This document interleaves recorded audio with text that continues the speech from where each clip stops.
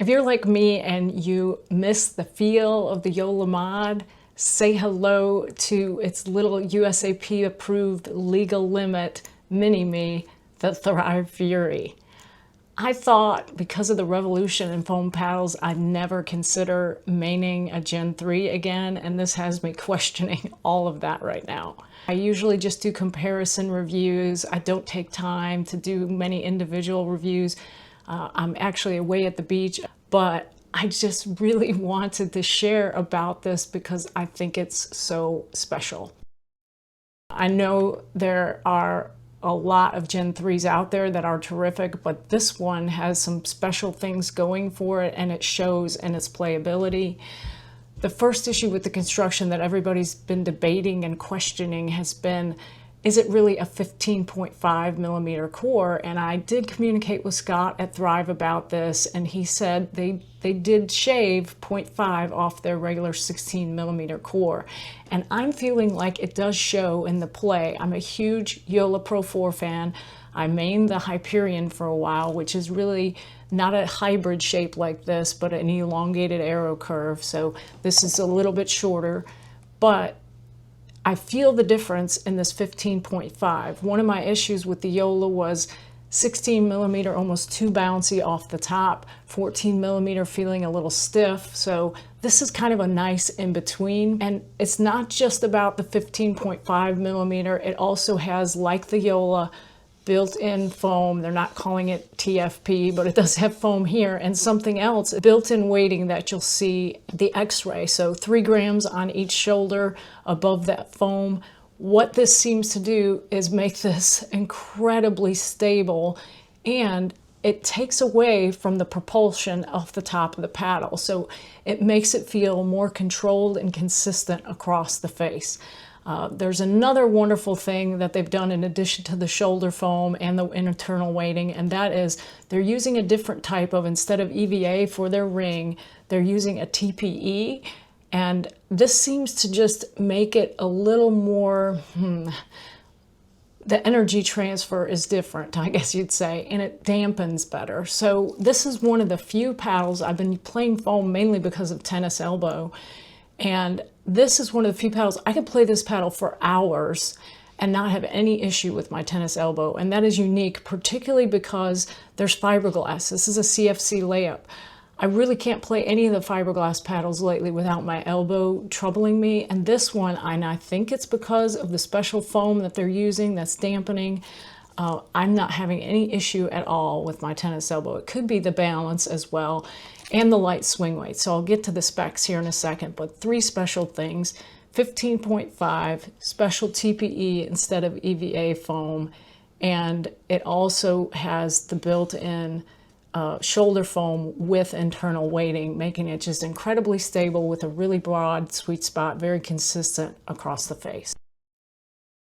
In terms of specs, again, 15.5 millimeter, regular hybrid shape, 16.3. It does have a bit of a taper, so 7.5 in width here, about 7.7 in width up at the top. 5.5 inch grip, great for 2 hands. Circumference is the typical 4.25. These specs in terms of static and swing weight are what make this the most special to me, though, I think. 7.9 to 8.1 was the range. This one is 7.9 ounces. That gives you about a swing weight range 11 to 113. This one is right at 111.3. And the beauty, remember, of Thrive is they're, I think, the only brand still that is allowing you, when you purchase your paddle, to choose your swing weight. But the other thing you can choose is the color. I'll put up the pretty pink paddle. I'm thinking about getting one of those as well. The balance point is the other thing that I think is making this easy on my tennis elbow. It's 23.97, so it's under 24. And one of the things that John Q had referenced was a study about simply putting a small coin, this is one of Braden's, it's a 6 gram coin on the bottom, seems to help to dampen vibration, along with any kind of hesacore, or, you know, I use a gel undergrip typically now too. But I'm playing the stock, so I have not added any other weight other than this cap at the bottom, 6 grams. For the hybrids, I'd say it's if not the most offensive, one of the most offensive hybrids, right up there with the Hybrid Ripple, the GX2 Power, the Groove and Foam, and the Surter, the Element 6 Surter. I think it's probably easier to control than all of them, in part because it maybe has a little bit less pop. And the Surter has a little bit more exponential pop than this paddle, which I think makes this slightly easier to control. It does have, I think, unmatched touch and control for the amount of power. And the Honolulus, I would say, are the only other thing that really has the amount of touch and control, because the Surter just has a little bit of exponential pop and power.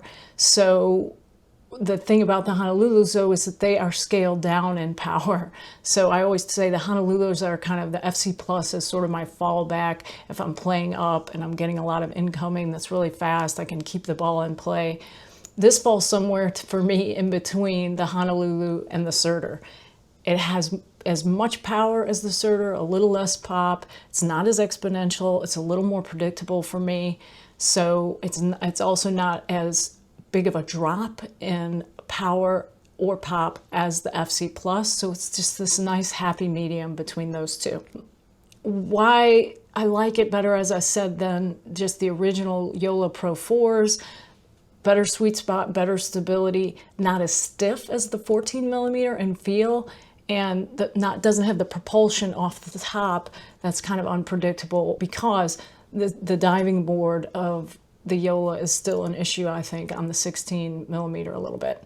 It also does more than the Pro 4s. This one has that hollow mod feel. So when you're hitting the ball, you just feel that same light. I guess that's the other issue. It's lighter than the Yolas. So the Yolas, I couldn't find a Hyperion or a Perseus coming in at under 8. This is coming in under 8, and the swing weight is lower, and it makes a huge difference. So there's something about the fiberglass, and he did not say that it was woven, but it just seems so minimized, almost similar to the new 11624, where he has the fiberglass layer closer to the center of the paddle. Whatever he's doing here with the CFC layup, it doesn't have that jarring fiberglass feeling. It's as though you don't feel the fiberglass in this paddle at all, yet you do get a lot of propulsion from it, but it's not an uncontrollable type pop, and it doesn't lessen the dwell. So I'm not sure how he's done this layup, and again, it's probably that new, more flexible foam that he's using for his edges, but when you play it, you'll know what I mean. It's very special in that way. So I'm just going to walk you through the court and say from beginning to end here on a point from the baseline or serves. This has such a nice trajectory. My serves are hitting the back line with minimal effort, bouncing high, just causing people to have short returns. So wonderful from the baseline with little effort. Working your way through the kitchen, it's very easy to reset, has great touch.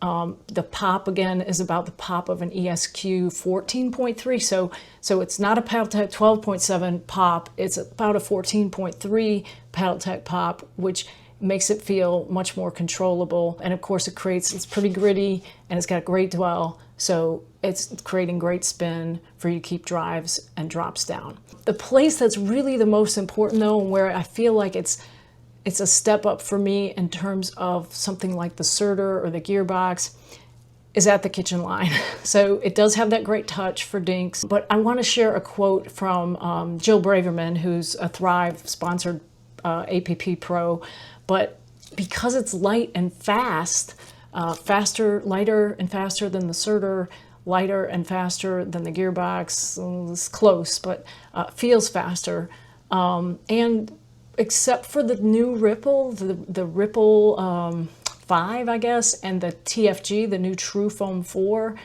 those are lighter and faster, but then they need to be weighted up. They're not as stable as this. So this is kind of the best of both worlds. It's light and fast, but still stable with a great sweet spot. And those 14 millimeters, I mean, it's interesting. This feels just as fast and as compared to the Ripple, which is a 14 millimeter, and definitely the True Foam. And it's going to give you a lot more power than the True Foam as well. So I'm going to read the Jill Braverman quote. I'll put it up on the screen. She said, a 3.5 to 4.5 player is going to see their hand speed improve because the swing weight is so low, and they're going to see their defensive game improve with the stability of the interior weighting. It's like you're getting a heavy paddle with a big sweet spot, but none of the weight. It's been game-changing for her students. She said she doesn't like throwing any other paddles under the bus, but when she thinks about the C45 and the 6.0 hybrids that she's toyed around with, there's no comparison to the Fury. So, and I think part of the reason there's no comparison is the power level. This power level just is, even if you weight up your Franklin C45, which is a great paddle, or the 6.0 paddles, you're not going to get nearly as much power as you're getting with this Thrive Fury. In closing, the only reason I was taking the time out to do an individual review of this is because I wanted to share and think it's so special. It's got unmatched power for a hybrid and maneuverability. There's just nothing like it out there, and has that control and touch and stability that, along with the lightness, it's just in a little class of its own, really. So it's a worthwhile special Gen 3. And I agree with Jill Braverman. It's going to up people's games. This one I can recommend. You know, I've been recommending the Honolulus for pretty much any level, and I've not been recommending the Surtur necessarily for people maybe under 4.0 because of the exponential pop. I mean, this is a hybrid that I could recommend to intermediates and say is probably going to immediately, as Jill Braverman said, up their game a little bit. This is the kind of paddle that could really help a 4.0 at the kitchen to become more of a 4.5 because they'll have a faster reaction time with it, but you're not going to lose any stability or any sweet spot. People tease me about being so enthusiastic about a couple particular paddles, and again, I know each paddle is not for everyone, so I guess I should say this probably isn't for somebody maybe who's below a 3.5 because there's maybe a little too much power for that level. There's questions still about the durability of Gen 3s. He's doing the things like David of 11.624 for the Gen 3 to make sure that the paddle will not core crush, but of course, it seems like they have great customer service and they would return anything that had an issue. They do have a 6-month warranty. It's $199 without code. With code, that's $180. I hope you'll use my code, DRPRICE. One of the things I've been telling people as a newer reviewer, I really appreciate the use of my code and you liking and subscribing, because that just gives me some credibility with the paddle companies to let them know that I'm actually helping you out in terms of making good fit paddle choices. My whole purpose for doing this is to help you find what's a right fit paddle for you. I appreciate you watching and I hope this was helpful. I hope to see you again soon in the next one.